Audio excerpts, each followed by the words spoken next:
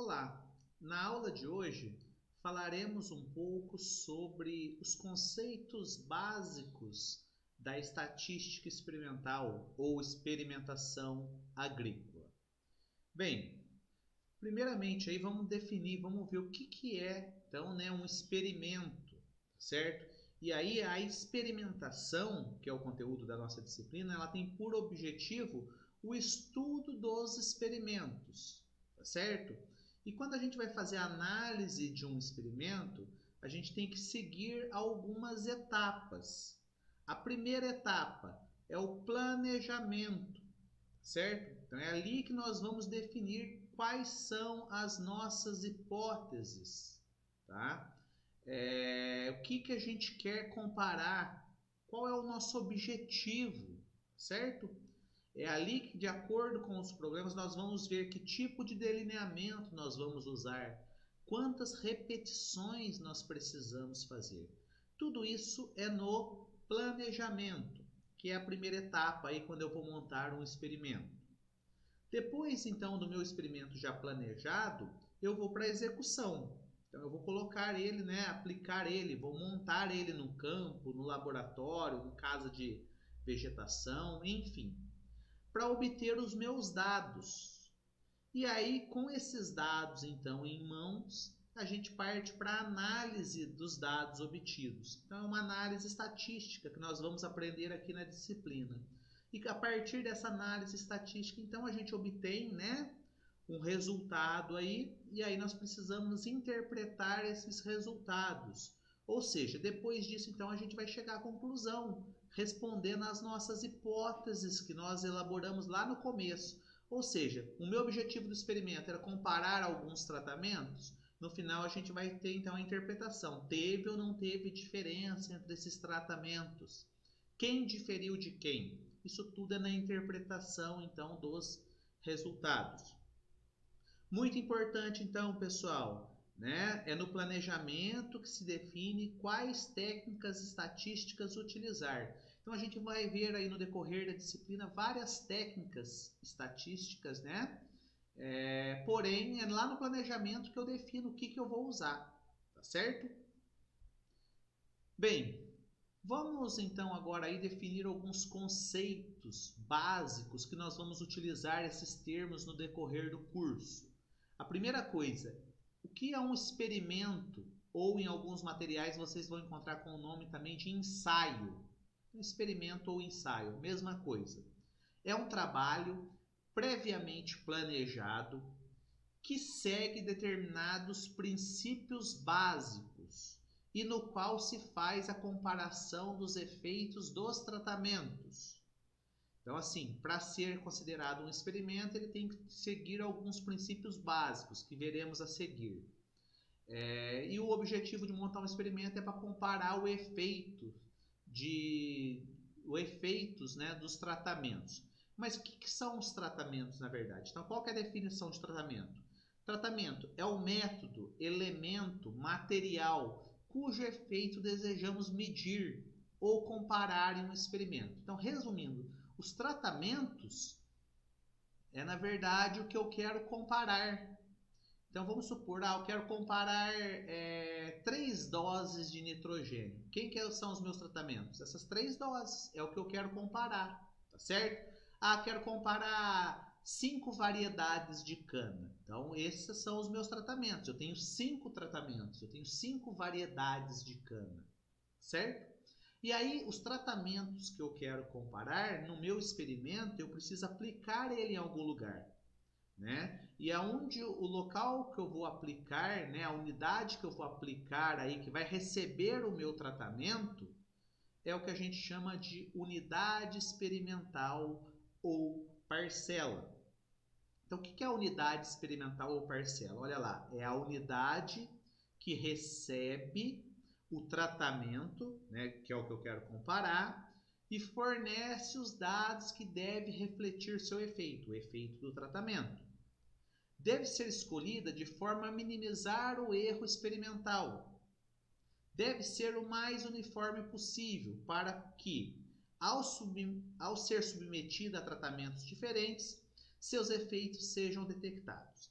Então vamos lá, pessoal. A primeira coisa que a gente precisa entender aí é que nós estamos tentando comparar tratamentos, tá certo? E aí a gente precisa aplicar ele em algum lugar. Então vamos supor que eu quero comparar 5 rações na engorda, por exemplo, de bovinos.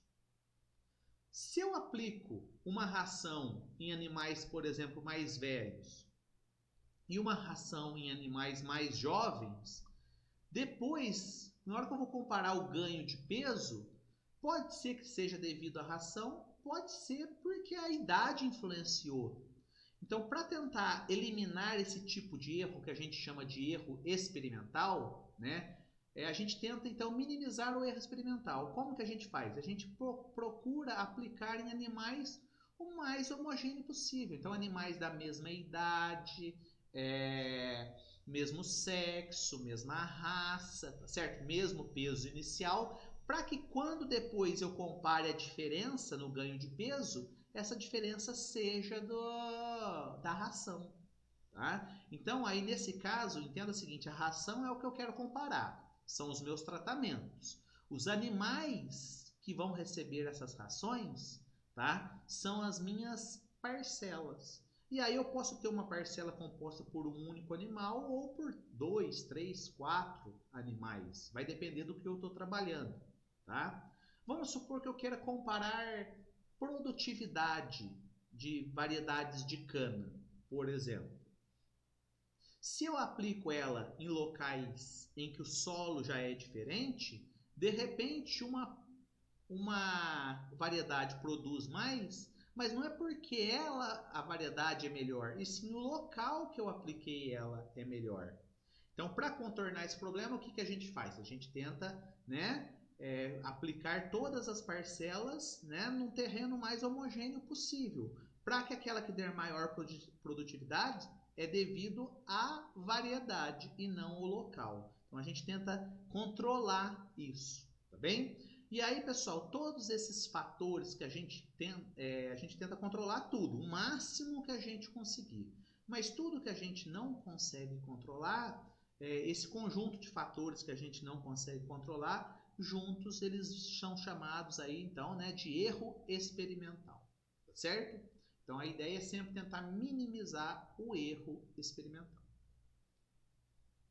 Então, resumindo agora, né, tratamento é o que a gente quer testar, comparar, né, e eles vão ser aplicados nas unidades experimentais ou nas parcelas, tá? E aqui fica para vocês, pessoal, como um exercício, procurar na literatura tamanhos de parcela. Então, qual que é o tamanho de parcela quando eu vou montar um experimento no café? Né? Ou qual que é o tamanho da parcela quando eu vou montar um experimento em que minha parcela são pés de laranja? Qual que é o tamanho da minha parcela quando eu vou comparar, igual eu falei, dietas lá, né, rações para animais, para coelho, ou para bovino, ou para suíno? Qual que é o tamanho da parcela?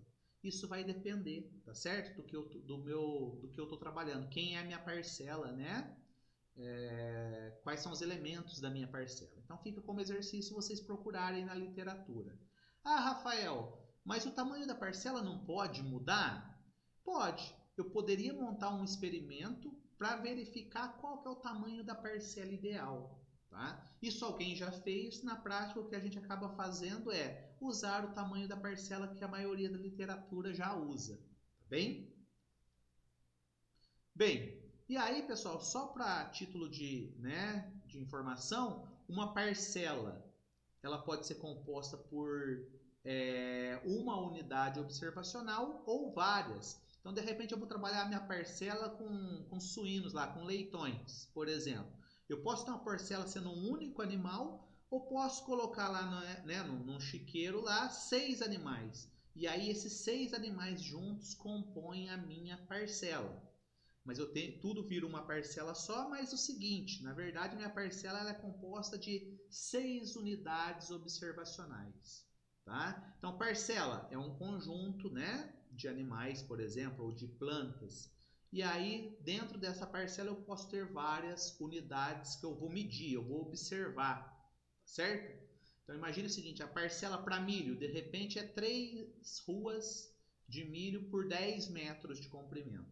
Ah, eu vou medir a altura das plantas. Bem, então imagine que numa parcela eu tenho várias plantas. Eu vou medir a altura de várias plantas e vou tirar uma média. Esse valor vai ser o valor da parcela, mas não era uma única planta, era várias plantas que compõem aquele valor, tá? Ah, se for uma planta só, o tamanho da parcela e o tamanho da unidade observacional é o mesmo, tá certo?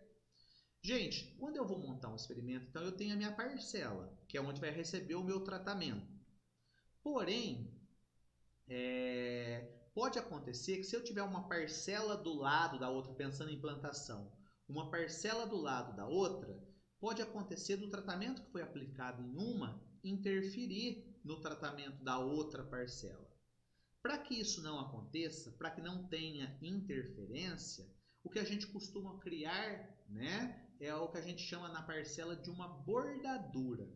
Então imagine o seguinte, ó, só a título de exemplo.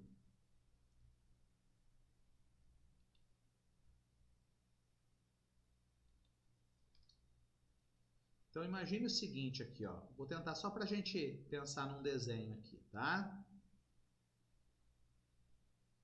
Imagine o seguinte, lá na tua, né, você tem a propriedade lá, tá certo? O local que você vai montar o teu experimento. E aí, você vai lá e tem a sua parcela. Então, o tamanho da parcela aqui, ó. Tá? E aí eu tenho uma outra parcela do lado, não é isso? Vou construir aqui, ó, uma outra parcela do lado. Tá? Todas as parcelas têm que ser do mesmo tamanho, mais homogêneo possível, não é isso?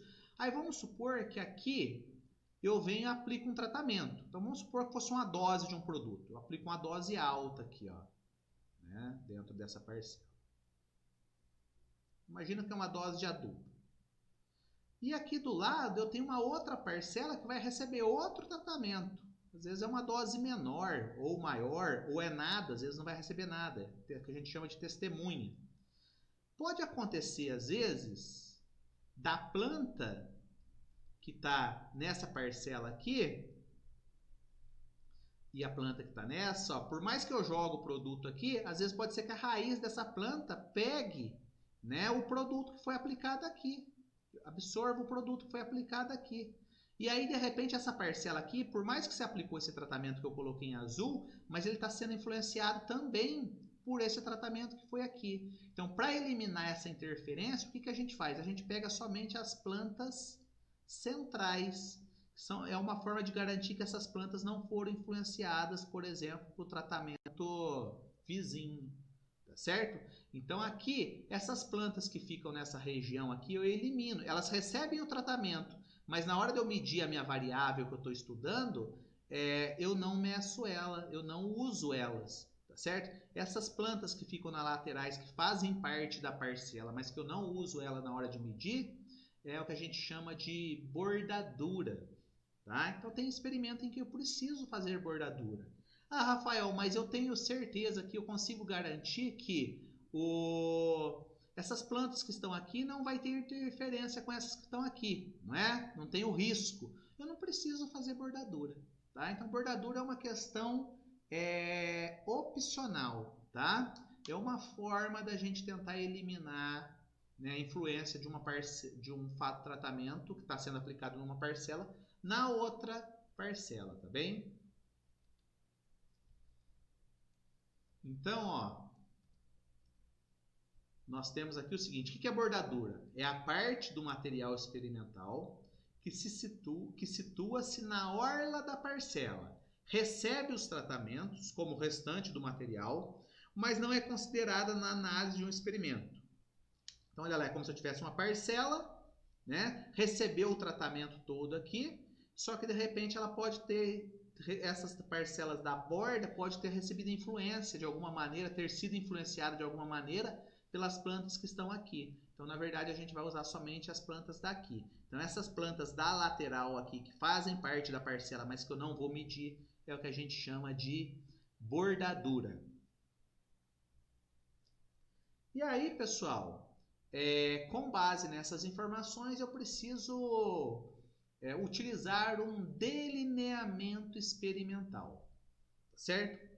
Então, o que é o delineamento experimental? É o plano que a gente vai usar, tá certo? Na experimentação e esse plano, então, nesse delineamento, ele implica em como eu vou distribuir os tratamentos nas parcelas, certo? Porque eu imagino o seguinte, eu tenho um tratamento lá, alguns tratamentos que eu quero comparar, eu tenho as parcelas, eu preciso distribuir esses tratamentos nas parcelas, tá? Então, de acordo com algumas informações que a gente vai ver logo a seguir, eu vou verificar qual delineamento eu devo usar, tá certo? O que nos obriga a utilizar a análise estatística para testar hipóteses é a presença de todas as observações de efeitos de fatores não controlados, que podem ou não ser controlados e causam variação. Gente, tudo isso é porque a gente tem variabilidade, não é? Então imagine o seguinte, só para vocês entenderem aí. Imagine que eu pego sementes que sejam clones, então geneticamente elas são iguais aí. Coloco no solo homogêneo, tento controlar a luminosidade, a quantidade de água que eu coloco, tá certo? Temperatura, tento controlar tudo. Essas plantas elas vão ter alturas diferentes, elas vão ter produção, né, diferente, produtividade diferente aí. Então, por mais que eu tente controlar, existem fatores que eu não estou conseguindo controlar. E o conjunto, né, desses fatores que a gente não consegue controlar aí, todos esses fatores juntos, o efeito que esses fatores juntos aí, né, causam é o que a gente chama aí de erro experimental. Então, olha lá. Esses efeitos que sempre ocorrem não podem ser conhecidos individualmente e tendem a mascarar o efeito do tratamento em estudo. E aí esse conjunto de efeitos é o que a gente chama de variação do acaso, ou variação ou aleatória, ou erro experimental. Então, o que é o erro experimental? O conjunto dos efeitos de fatores não controlados. Na prática, o que a gente consegue controlar, a gente tenta controlar. Com isso, a gente diminui o erro experimental. Certo? E aí, então, como que eu tento fazer para minimizar essa variação do acaso? Ou minimizar esse erro experimental? Né? Primeira coisa, eu tento planejar o experimento. Tento isolar tudo que eu consigo isolar dos fatores. Tá? Quando eu consigo controlar o maior número de fatores, eu estou diminuindo o que está indo para o erro experimental. Tá? Imagine o seguinte, um fator que eu consigo controlar, ele deixou de ser o fator não controlado. Então, ele deixou de ir para o erro experimental. Então, a primeira coisa é tentar controlar o máximo que eu tenho aí dos fatores. E na instalação e execução do experimento, deve-se diminuir o efeito de fatores não controlados. Então, olha lá alguns fatores. Diferença de fertilidade, umidade, temperatura, vento, sombreamento. Isso é tudo fatores que, se eu consigo controlar, eu diminuo o erro experimental. Se eu não consigo controlar, o efeito deles vai para o erro experimental. Certo? Então, alguns a gente consegue controlar, outros não. Então, mas a gente tem ciência do que os que a gente não consegue controlar vai para o erro experimental. Na prática, a gente tenta controlar o máximo possível.